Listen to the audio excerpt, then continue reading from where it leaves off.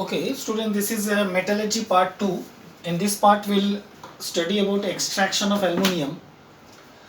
Now, in this extraction of aluminium, the first process that we do is that purification of that aluminium ore by Bayer's process. This process is known as Bayer's process after the name of the scientist who have first done it. And in this process we use a chemical to remove the impurities, and that process is generally it is known as smelting. That I have explained to you before, that when we use a certain chemical to remove the impurities, that is called smelting. And specifically for the purification of aluminium ore, this process is known as Bayer's process. Now what we do in this, first in step 1 we take bauxite, chemically it is Al2O3.2H2O, is grinded finely and is heated to remove volatile impurities, that is roasting. So we grind that finely and then we heat that ore, bauxite, and volatile impurities get removed. Now it is then heated under pressure with concentrated caustic soda solution, that's NaOH solution, for 2 to 8 hours at 140 degrees Celsius to 150 degrees Celsius. So this is bauxite, and with bauxite we use caustic soda solution, temperature 150 degrees Celsius and pressure about 150 atm. So we get what? We get sodium meta-aluminate and water. So what happens? Bauxite is actually dissolving and reacting to forming sodium meta-aluminate. So this bauxite, they dissolve in sodium hydroxide forming sodium meta-aluminate, and then leaving behind insoluble impurities. So insoluble impurities settle down and bauxite becomes sodium meta-aluminate, which is a solution. And that impurities, insoluble impurities that we get, we say it is as red mud, and these impurities consist of ferric oxide, sand, etc., and which we can remove by filtration. So understand? So first we have taken bauxite, react with caustic soda solution, bauxite dissolve in it, forming what? Sodium meta-aluminate. The impurities formed, that is known as red mud, settle. We can filter that solution and red mud will be left behind, and that solution is sodium meta-aluminate. In the next step what we do, that sodium meta-aluminate is in fact then diluted with water, and it is then heated at a lower temperature, 50 degrees Celsius. We heat it, and then the sodium meta-aluminate and water, on heating at 50 degrees Celsius, on heating at 50 degrees Celsius, we get sodium hydroxide and aluminium hydroxide. And aluminium hydroxide, it's a precipitate. And now in the third step what we do, we heat this aluminium hydroxide at a high temperature around 1000 degrees Celsius, and then we get Al2O3, aluminium oxide, and also known as alumina. So we get pure alumina and water. So finally we get pure alumina, and this alumina, pure alumina, we'll use for the extraction of aluminium. Understand? So we have taken impure bauxite, and that impure bauxite has finally converted into pure alumina or pure aluminium oxide. Now this pure alumina oxide will take as will use for extraction of aluminium. Okay, so this is known as Bayer's process. Okay, now we already got pure alumina. Now for the next step is extraction of aluminium. But before that we have to first understand that what are the difficulties faced obtaining aluminium from alumina. Now it was, once upon a time it was very difficult to obtain alumina, means obtain aluminium from alumina, and hence during that time, in ancient time, aluminium was a very costly metal. Now what were the difficulties? Now the first problem is that aluminium has a greater affinity towards oxygen, and hence Al2O3 is a very stable compound. So Al2O3 is a very stable compound. It's difficult to remove oxygen. Means reduce aluminium oxide, reduce aluminum oxide to aluminum. So it was very difficult because there was no reducing agent. Normal reducing agent, normal reducing agents are carbon, means coke, carbon monoxide, hydrogen. So these are the normal, say coke, hydrogen, carbon monoxide. These are the normal reducing agent that we can generally use in extraction of metals for reduction. But this normal reducing agent cannot reduce aluminum oxide. As I have told you, it has a greater affinity towards oxygen. So hence this stable, it's a very stable compound, so it's very difficult. So there is no suitable, there is no excuse me, there is no suitable reducing agent to reduce aluminum oxide to aluminum. So there was a problem. Now the only way to reduce aluminum oxide to aluminum is by electrolytic reduction. So then the scientists used to find that there can be the only method to reduce aluminum oxide to aluminum is by electricity. But electrolysis can occur in molten state or in aqueous state only. So this aluminum oxide has to be either in molten state or it has to be dissolved in water. Again, the problem is that aluminum oxide do not dissolve in water, so it's not insoluble in water. It's not soluble in water. It is insoluble. And aluminum oxide melts, it becomes molten, it melts at a very high temperature, at about 2050 degrees Celsius. Now maintaining this temperature is a very costly affair because we have to use electricity, high power electricity, to maintain this temperature regularly, and so therefore it becomes again a very costly. So maintaining this high temperature is a very costly affair. And after that also, if aluminum is formed also at this temperature, the aluminum that will be formed will be in a vapor form. Now again, that collection of that vapor is again very difficult. How to collect that aluminum vapor and then convert into solid aluminum. So that was also a difficult. So hence there was lot of difficulty in reducing aluminum oxide to aluminum, and hence as I have told you that once upon a time aluminum was a very costly metal. Now this difficulty was removed by Charles Hall, who found a suitable solvent in another ore of aluminum. So he found cryolite and another ore of aluminum. And what he used? He used alumina 20%, cryolite 60%, and calcium fluoride. Calcium fluoride 20%. Now this calcium fluoride is also commonly known as fluorspar. So he took this mixture, understand, alumina 20%, he took cryolite 60% and calcium fluoride 20%, and when he used this mixture, the difficulty that we faced was removed. Now how? Cryolite, by the use of cryolite, the cryolite lowers the fusion temperature from 2050 degrees Celsius to 950 degrees Celsius. Okay, now the mixture, the electrolytic mixture is melting at only 950 degrees Celsius instead of 2050 degrees Celsius, and also increases conductivity.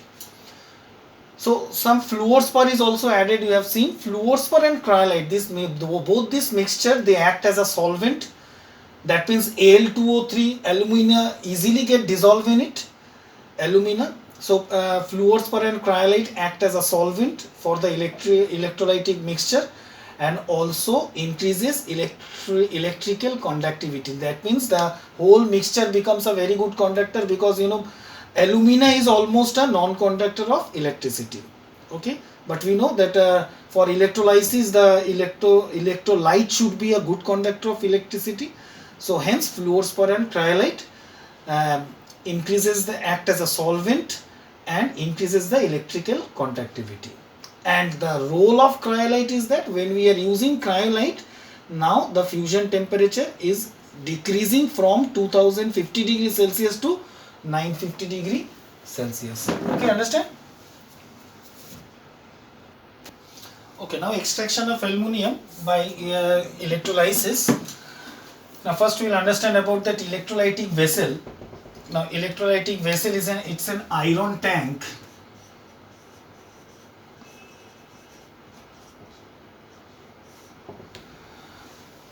It's an iron tank. And this, the inner wall of this iron tank is in fact lined, okay, coated, you can say. It is coated with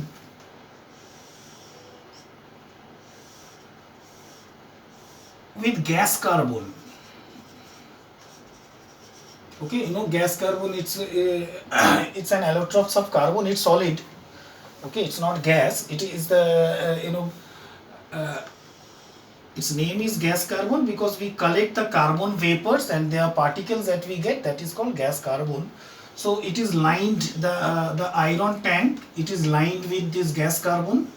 Okay, so it looks like this.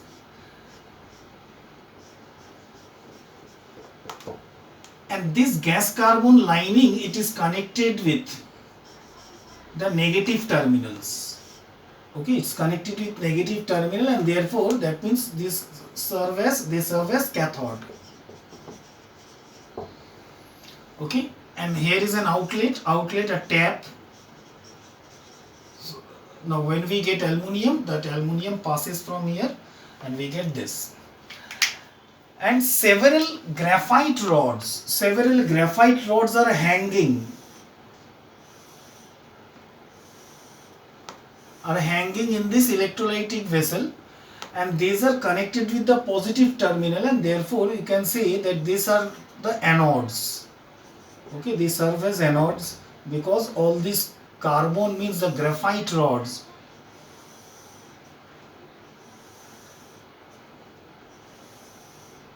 So the anode, that is graphite rods. So all these are made up of graphite. So this serve as anode. And the electrolytic mixture,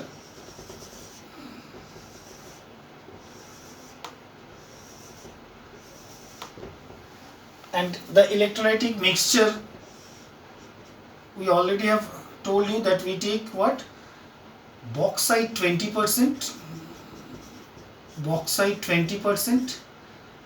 plus cryolite 60%, plus fluorspar or calcium fluoride 20%. So this is the electrolytic liquid. And we also sprinkle some coke powder, coke, carbon, you know, sprinkle some coke powder on this surface, on this electrolyte. Okay, so it becomes a layer of carbon like this to cover this electrolyte. Okay, so that we can maintain the temperature of 950 degrees Celsius so that it does not cool very easily. So okay, I'll explain you later, but first you understand the vessel. So this is about the electrolytic vessel. So understand the inner gas carbon lining on the wall of the vessel that act as a cathode. Several graphite rods are suspended which are connected with the positive terminal, and hence they are known as, means acting as anode. The temperature of the electrolyte, as you know, it should be 950 degrees Celsius, and the electrolyte, the composition of the electrolyte is bauxite 20%, cryolite 60% and fluorspar 20%. Okay, understand? So now from here we can see that electrolytic cell, it's an iron tank. So electrolytic cell is iron tank. Material of cathode, the inner wall of the tank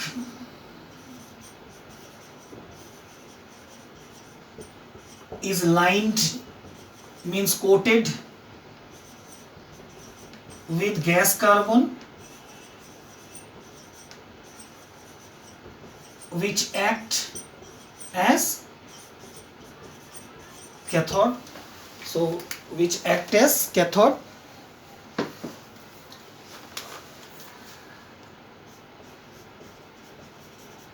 Then material of anode, several graphite rods are suspended into the electrolyte.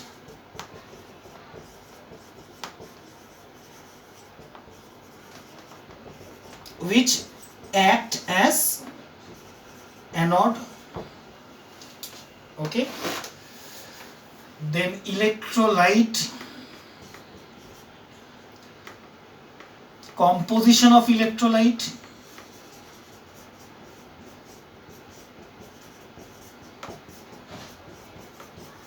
Electrolytic mixture. Okay, now the composition of this electrolytic mixture, in common terms we generally say charge. Okay, sometimes they may also ask you like this, ki what is the composition of the charge? So this is the composition of the charge. So this full mixture is known as charge. Okay, so these are all terms used in metallurgy. So composition of electrolytic mixture is what? 20% alumina. In fact, this is not bauxite. It was, when it was impure we say bauxite. When it becomes pure we say alumina. So we say 20% alumina.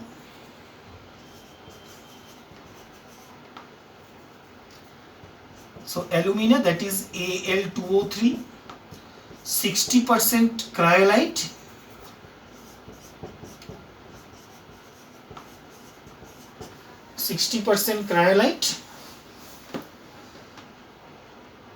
That is Na3AlF6, sodium aluminum hexafluoride, and 20% fluorspar. 20% fluorspar. Okay, also chemically known as calcium fluoride. So also chemically it is known as calcium fluoride.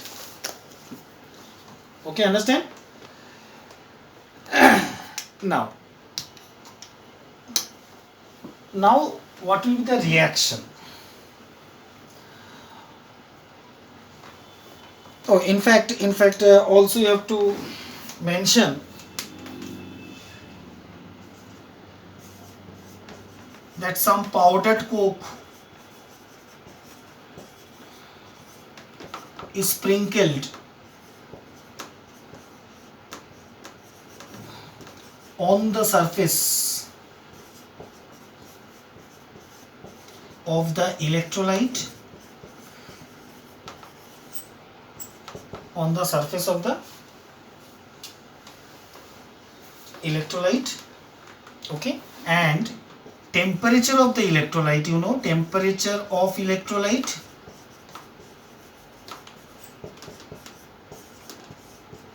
it should be 950 degree Celsius. Okay, so this is the temperature of the electrolyte. Okay, understand? Now after this, now the reaction will start. Once we switch on, the reaction will start. Okay, now I am just in fact rubbing this.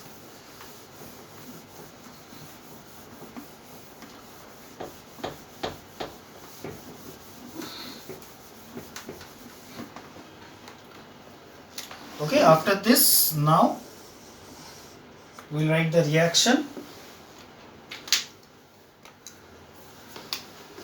Okay, first we'll write that electrolytic dissociation.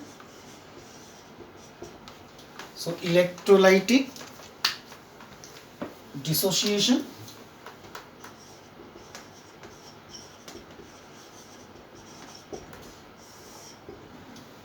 Now how they will dissociate? Electrolytic dissociation. So we have Al2O3, on passing electricity you will get Al plus 3 and O minus 2. So 2 aluminum, so we'll write 2 here, 3 oxygen, you'll write 3 oxygen. Okay, then sodium aluminum hexafluoride, that's cryolite. So Na3 AlF6. So this will split into Na plus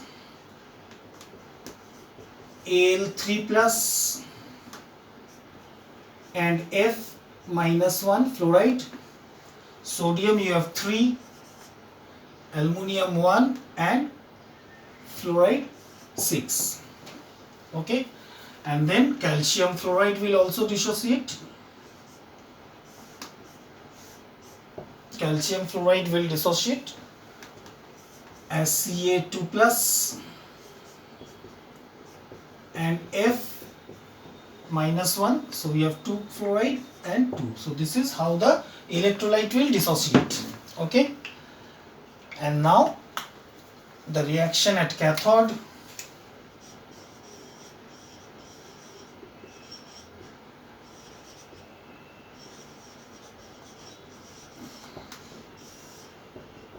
And then reaction at anode.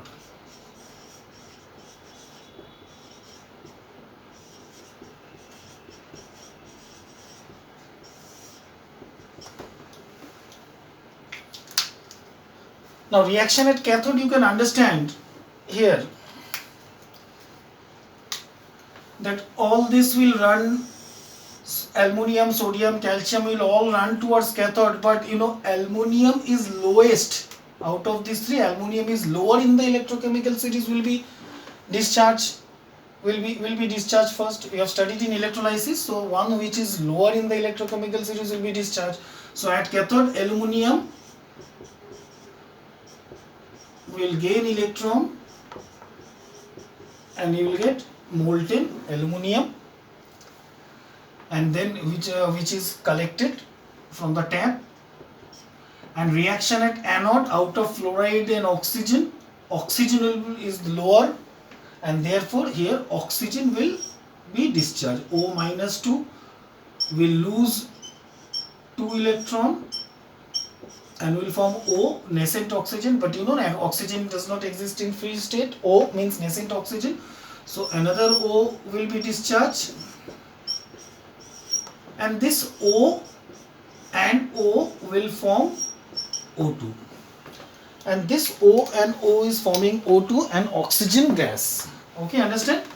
Now see. Okay, I hope you have written all this. I am rubbing this.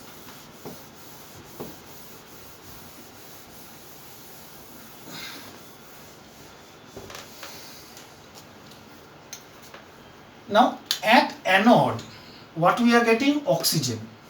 Now this oxygen reacts with the graphite. Graphite, you know, anode is made up of graphite, and what is graphite? Graphite is carbon. So it reacts, and then finally you get carbon dioxide. So what happens, you know, the graphite rods that is suspended in the electrolyte. So in this graphite rod, what happens? The graphite rods here, this is graphite reacting with oxygen and forming what? Carbon dioxide. So slowly what happens? This graphite rod gets used up, because this is graphite, and at anode, at this graphite, oxygen is produced, and due to this oxygen, what happens? The graphite reacts with oxygen forming carbon dioxide gas, which gets released as carbon dioxide gas, and slowly therefore, you know, the graphite rod gets used up. Graphite rod gets used up slowly, and hence the graphite rod has to be replaced from time to time.